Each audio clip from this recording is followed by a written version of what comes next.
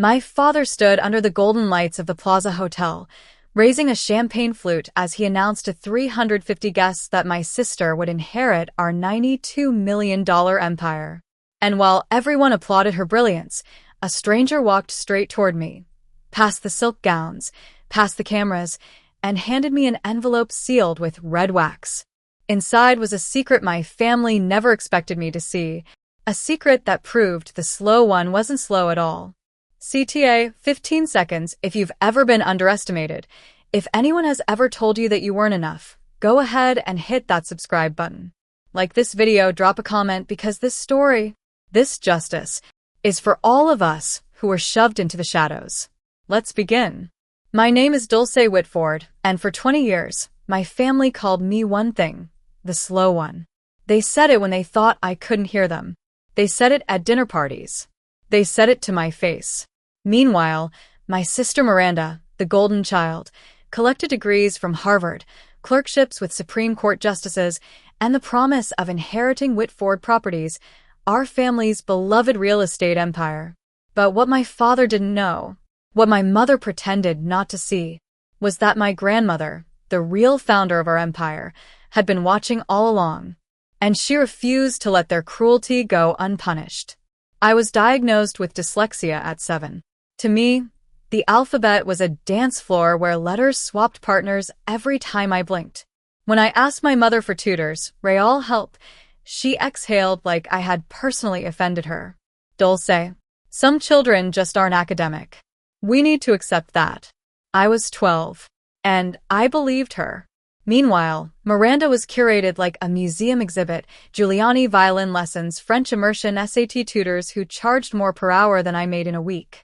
But every Sunday, I escaped to Grandma Eleanor's apartment, where textbooks were replaced with stories, where diagrams, colors, and flowcharts were celebrated, where she'd tap my hand and whisper, "You read the world differently. That's not a flaw, that's a gift."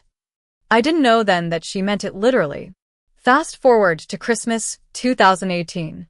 20 relatives packed around the mahogany table in my parents' Manhattan townhouse. Crystal chandeliers. Catered duck. Fake family perfection. My father raised a glass. Miranda has been accepted to Harvard Law. Full scholarship. The applause was deafening. Then he looked at me. And Dulce is also here. Laughter. Awkward. Pitying laughter. Miranda didn't defend me. She laughed too. But across the table, my grandmother's hand slid over mine. Her eyes weren't sad. They were furious. 3 months later, she called me to her apartment and handed me a small wooden box. "Not yet," she said. "You'll know when it's time." I didn't know I wouldn't see her alive again. I graduated from a state college, quietly, without praise, and joined Whitford Properties. I begged my father for a chance. He hired me as an administrative assistant. I made $42,000 a year. Miranda joined the same day as chief legal counsel, making $280,000 plus bonuses. I made photocopies. She made partner track presentations. I fetched coffee. She fetched awards. But while I was invisible, I was paying attention. I listened to executives in hallways. I sketched entire deal structures from overheard fragments. I saw patterns no one else saw. The thing my family called a disability had quietly turned into my superpower. Grandma had taught me to read documents like architecture, not like prose. Not line by line, but system by system. And that skill would save my life. April 2024. An email landed in my inbox. Your position will be eliminated. Effective July 1st. Through the thin office wall, my parents discussed it like I was a defective piece of furniture. She can't stay. It looks bad, my father hissed. What will people think when Miranda takes over? Some children just don't have what it takes, Gerald. My mother replied softly. I pressed my palm against the drywall until my hand throbbed. They weren't just firing me. They were erasing me. And then came the night that changed everything. The Plaza Hotel, May 15th, 2024. 350 guests. Gold-trimmed everything. A portrait of Miranda in her Harvard regalia stretched across the stage like a coronation banner.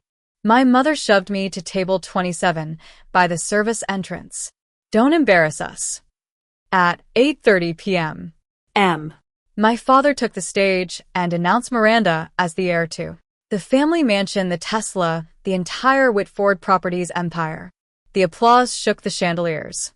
And nobody, not one person, looked at me. Until he did. A man in a gray suit. Silver hair. Eyes sharp as courtroom lights. He walked straight to my table. Miss Whitford. Yes. I was your grandmother's attorney. This is for you. A cream envelope. Red wax seal. The real will, he said quietly. The one your father doesn't know exists. My heart stopped. Why now? Your grandmother instructed me to deliver it the day Gerald publicly disinherited you. Which he just did. I fled to the back hallway, tore open the seal, and read the line that flipped my world. I leave 51% of Whitford Properties to my granddaughter, Dulce and Whitford. Controlling interest. Worth $47 million. And a condition. She must request an emergency board meeting within 72 hours. My grandmother didn't just give me power. She gave me a deadline. And a purpose. That night, I opened the wooden box Grandma had left me years earlier. Inside, a handwritten letter, a 1965 founding contract, a USB drive labeled March 2018 meeting. The USB contained audio, my father attempting to strip my grandmother of her voting rights. She had predicted everything. She knew his greed. She knew Miranda's complicity. And she knew I'd need undeniable proof. I called Margaret Coleman, my grandmother's old friend and board member. She didn't hesitate. Dooley, let's burn the rotten wood out of this house. By morning, we had 2 more signatures. The emergency meeting was set. May 18th, 42nd floor of Whitford Tower. My father tried to block me at the door. Miranda smirked at my Goodwill portfolio. Dooley, what could you possibly have to say?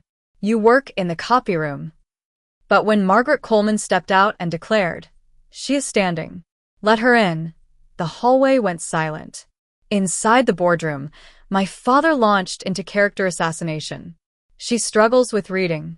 She's emotionally unstable. She's jealous. I let him talk. Let him dig his own grave. When he finally finished, I placed the will on the table like a holy relic. Jonathan Ellis stepped forward. This document is authentic and legally binding. My father's face drained of color. Miranda whispered, "This can't be real." I hit play on the 2018 recording, the one where he tried to remove Grandma's voting rights.